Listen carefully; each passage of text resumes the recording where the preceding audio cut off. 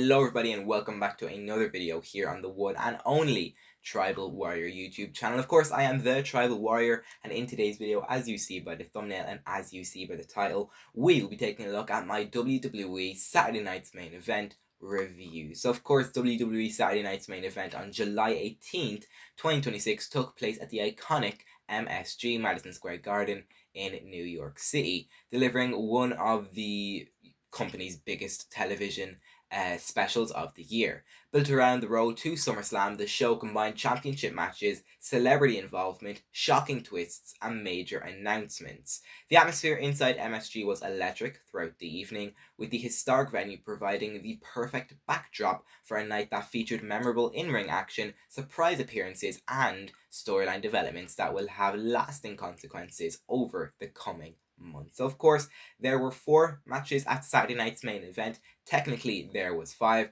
We'll take a look at all 5 of those matches. We'll also look at my review, like my ratings. What did I rate the show? We'll take a look at your ratings, just like every other review video. We'll talk about a segment that took place towards the end of the show, and we'll also talk about a big announcement that's happening in 2027. So with that being said, let's get into today's review video by going in order of the show. And for the first time in a long time, we're going to talk about the pre-show first.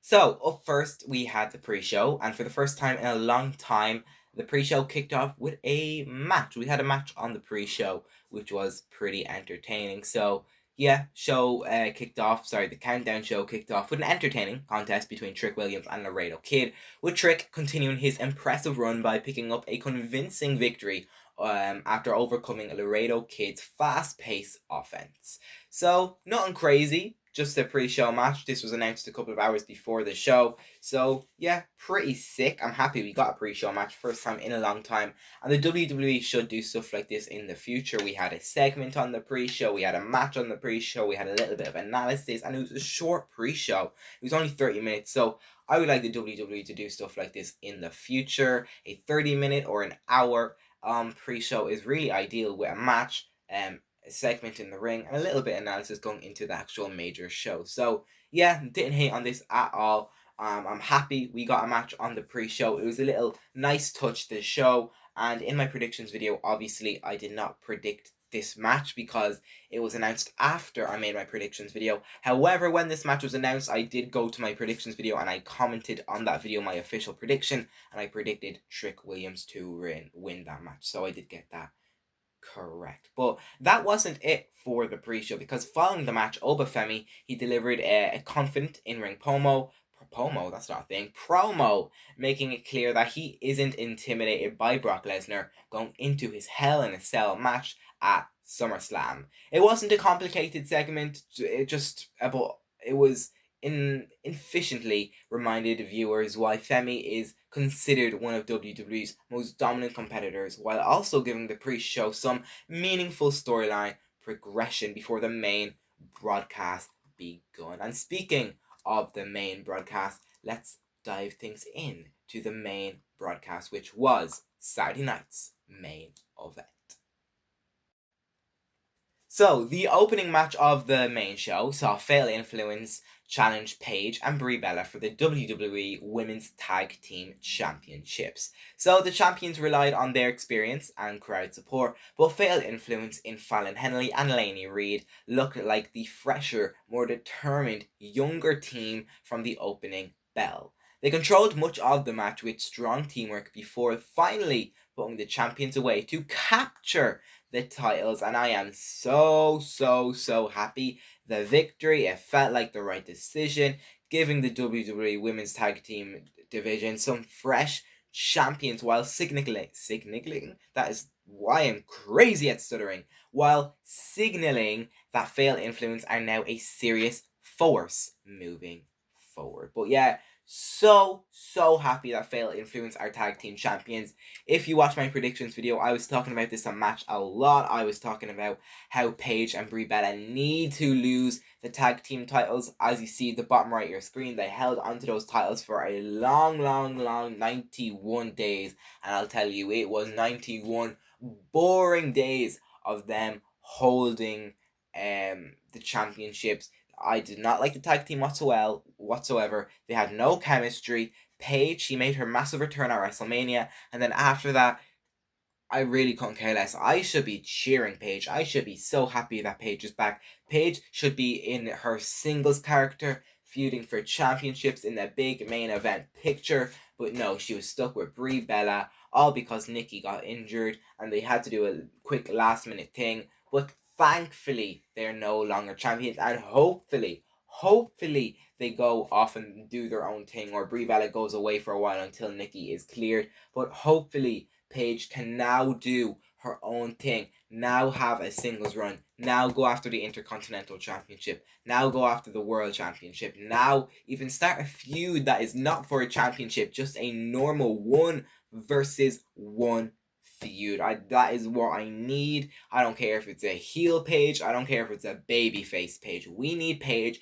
on her own. And in my predictions video, I did predict for Fatal Influence to become the new WWE Women's Tag Team Champions, and thankfully I was correct. So congratulations to Lainey Reed and Fallon Henley of Fatal Influence on becoming the new WWE Women's Tag Team Champions. But the real thing is now, all we need is for Jacy Jayne to become a champion, the final member of Fatal Influence. You see her in the middle there. She needs to win that WWE Women's Championship match whenever she gets the opportunity, or any title in the WWE. But the main thing is, going into SummerSlam, the WWE Women's Championship, it's not vacated, but it's like an interim title they're doing. I don't know what they're doing, but there is a ladder match, a 5-woman ladder match at SummerSlam, and there are qualifying matches to get into that ladder match. And Jacy Jayne, she lost her qualifying match against Tiffany Stratton, and I do not know why. I was so pissed when the WWE made that announcement, or they made that booking decision for Jacy Jayne to lose that match. I have no clue why they would do that, because I'm pretty sure I can speak for the entire WWE universe when we say we prefer Jacy Jayne in that match more than Tiffany Stratton. Tiffany, she's the US champion. She doesn't need any more titles, so leave Tiffany out of this. Somehow, some way, put Jacy in this match and just do something good with her. But yeah, that's the major story about this match. New tag team champions. Next, one of the most entertaining matches of the night came when Danhausen faced JD McDonough in a no disqualification match. The contest balanced comedy and chaos perfectly, with weapons, interference, and plenty of outrageous moments keeping the crowd engaged throughout, of course, because this was a no disqualification match. Just when JD looked to have the advantage, the three Minihausens, appeared to even the odds before Karl Anthony Towns made a surprise appearance, helping Danhausen by taking out the Judgment Day members at ringside. So of course you see in the bottom right of your screen, NBA star, Knicks star, Karl Anthony Towns. When he came out, that little mystery machine, cloning machine thing, I had no clue who this guy was. All I knew is he was a giant, and he delivered an amazing choke slam to JD McDonough and Dominic Mysterio. They went so high in the air because he is so tall, obviously a basketball player. I done some research on him after. Of course, he plays for the Knicks, the basketball, NBA whatsoever. I don't really watch NBA. I don't know anything what to do with NBA. I'm American is NBA, and I'm here in the UK, so I don't really follow it. But it's always good to find out who people are. So that's what I done. I searched him up. He is an NBA star, Karl Anthony Towns, and I'll tell you one thing. He was not the only NBA star we saw at Saturday night's main event. There were so many. People are mad at it. People are happy at it. People are really mad at it. But the thing is, I'm going to say I don't mind it. Because, of course, people after WrestleMania, everybody was hating at the celebrity involvement. I was hating at the celebrity involvement because going into night one of WrestleMania, in the main event of night one of WrestleMania, it was Randy Orton versus Cody Rhodes. And guess who was involved in the main event? Pat McAfee and Jelly Roll. And nobody wanted that at all. Not a single person wanted that to happen. So that was a real bummer, getting celebrities involved in the main event of WrestleMania.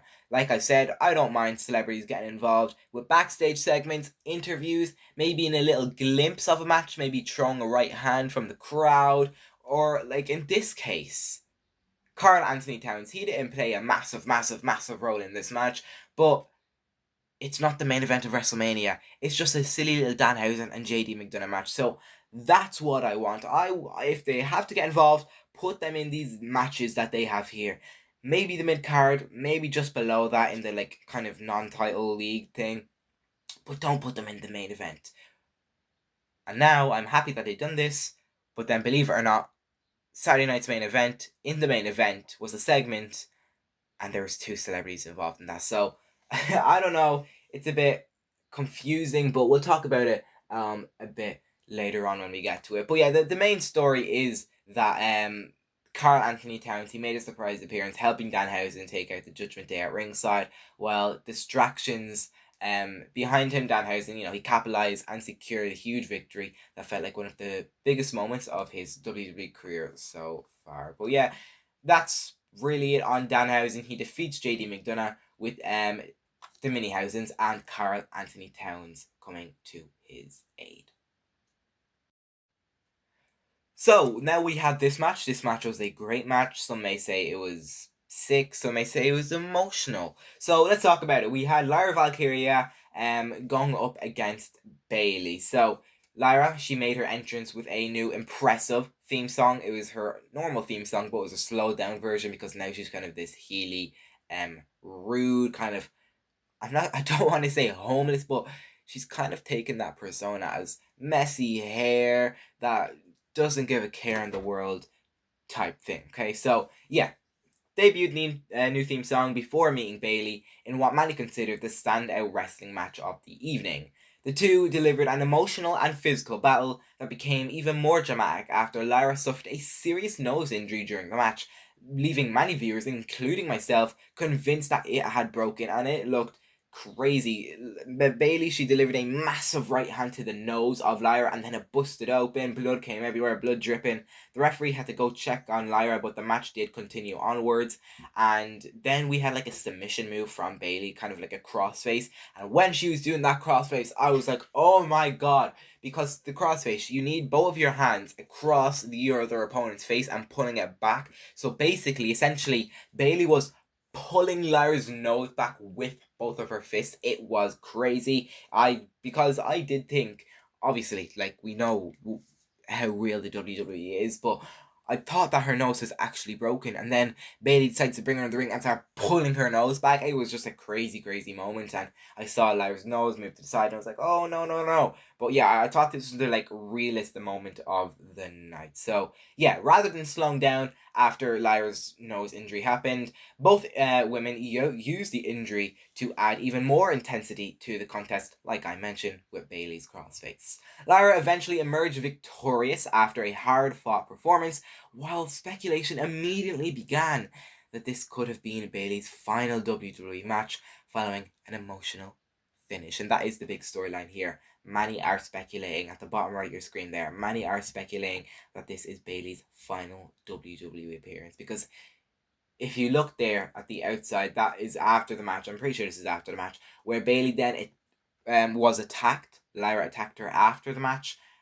threw her into the steel post, then he gave her Nightwing finisher on top of the steel steps. The side of it looked really bad, and it kind of looked like the WWE were writing off Bayley. So is this the last appearance for Bayley in the WWE? I really truly hope not, but in a way, maybe it is, because maybe she does deserve to leave the WWE because she's not getting as great opportunities as what she used to. So what I'm trying to say is I don't want her to go, but I would prefer her to go and then do way more better stuff with her career outside of the WWE. Maybe even get her versus Mercedes Moné in WWE, or sorry, in AEW. That would be quite sick. But yeah, I predicted Bayley to win this match because I thought we were going to get another match between them at SummerSlam to finally settle the score.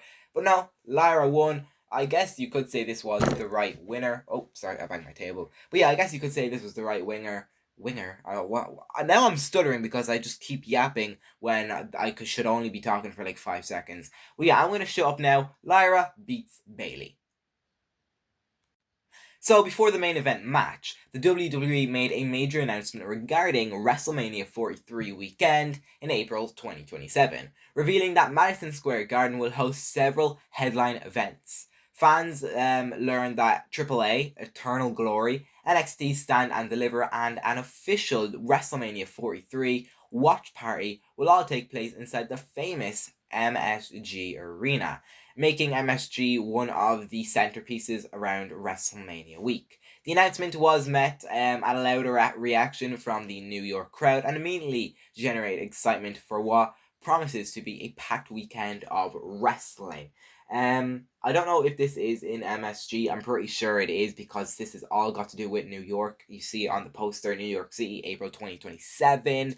I don't know if it is in everything's in MSG, but it all is in New York City, NYC. And the only thing I don't like about this is Eternal Glory. Look at the post, look at the logo. It's AI. I don't get why we're using AI when it's so easy just to make a simple logo. Like, we're not asking for an amazing logo. I'm just asking, why use an AI? Like, it just, the thing is, it looks like AI. I wouldn't mind if it's AI and it doesn't look AI, but it's just obvious that it is AI. In terms of stand and deliver, I don't know if that is AI or not. So I'm happy with that because it doesn't look like AI. And then obviously the WrestleMania 43. It is taking place in Saudi Arabia, but there is a watch party inside of MSG. So yeah, the WWE 3 massive shows, April 2027.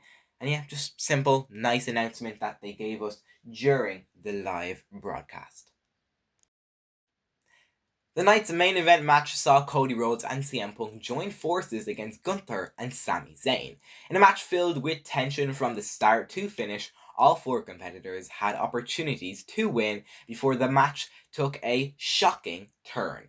As Gunther looked to set the secure victory for his team, Nick Aldis, yes, Nick Aldis unexpectedly appeared, pulled the referee out of the ring, and struck Gunther with the WWE Championship belt. You see it in the bottom right of your screen. The surprise attack completely changed the outcome. Of course, he's a SmackDown general manager, Nick Aldis. Of course, we've seen tensions rising over the past few weeks, and Nick Aldis has finally actually snapped. He actually assaulted Gunther this time, hitting him with the title. And yeah, I'm really excited that we did get this. Now, that did allow Rhodes and CM Punk to take advantage and score the winning pinfall, leaving fans stunned by Aldis' unexpected involvement. But the major, I guess, subject of this match is Aldis. I don't know if you guys watched it, but on Sunday evening here in the UK, there was a SummerSlam kickoff show, and on that kickoff show, we got another confrontation between Gunther and Nick Aldis, and then Triple H, he came out and he said, oh, enough, and now we are finally going to get a match. Gunther versus Nick Aldis has been confirmed for SummerSlam. And guys, I am so excited for SummerSlam. SummerSlam is looking like the PLE of the year. It's looking way better than WrestleMania. Think about it. We have this dream match that we've been waiting for years. Cody and CM Punk. Of course, they were just teaming, but now they're going to wrestle each other. It's going to be sick. Also in the kickoff show, there was more tensions rising between Cody and Punk because after this Saturday night's main event match, Punk accidentally hit Cody with the title. Cody took it personal and went crying, blah, blah, blah. But of course, Hell in a Cell, ladies and gentlemen. Think about that. Hell in a Cell. Brock Lesnar versus Obafemi. I cannot wait for that. We have former friends, former Shield buddies, Roman Reigns and Seth Rollins. We'll talk about them in a minute. That's going to be an amazing match. Even matches that people aren't talking about. The ladder match is going to be fun. Penta versus Chad Gable. Oh, that's going to be such a good match. People think about these matches. We have Liv Morgan. We have Io Sky. It's just going to be so amazing. But yeah, I truly can't wait. And the major storyline of this match is that I did predict CM Punk and Rhodes to win, and I got that prediction correct. So congratulations to them. But yeah, realistically, this match did not do anything. I don't think this is going to be a memorable match. However, there were kind of some major storylines advancing in this match. Of course, Nick and Gunther, and of course, the kind of accidental title hit from Punk to Cody. But now, let's talk about the official main event. It wasn't a match, it was a segment that some people liked and some people hated. The show concluded with a celebration involving Roman Reigns, the World Heavyweight Champion, and NBA champion Jalen Brunson, who were warmly acknowledged by the Madison Square Garden crowd. With the audience fully behind them, it looked like the evening would end on a feel-good moment before Tyrese Halliburton, another NBA star, interrupted alongside Seth Rollins. The confrontation quickly escalated into a heated exchange that tease future confrontations between all four men. Hopefully, we do not get a 2v2 match. Hopefully, this is the last we'll see of Jalen and Tyrese kind of in this feud, because, by the way, we're talking about Rollins and Roman, the main event of SummerSlam. Please do not get involved in the main event of SummerSlam, because I will be very, very mad.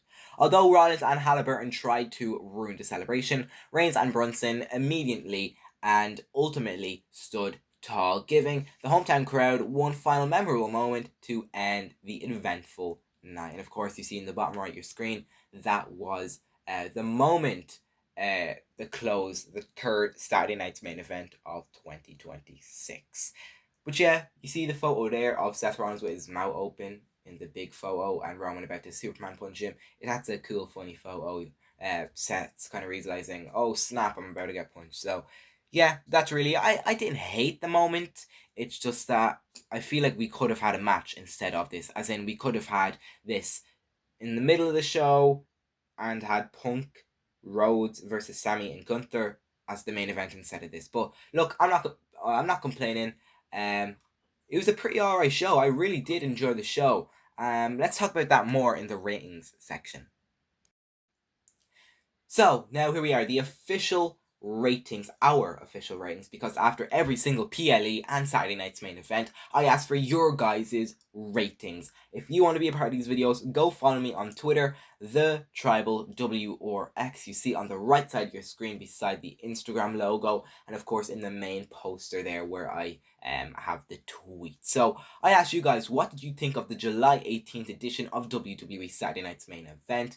And I got a lot of responses back. Thank you to all of those people who did leave your response. I'm so grateful for all of you guys. So to the bottom there, 0% of you guys rated between a 0 to 5 out of 10. If you rate that, that means it was horrible, worst show of the year. But thankfully, it was 0% of you guys, so nobody thought it was the worst show of the year.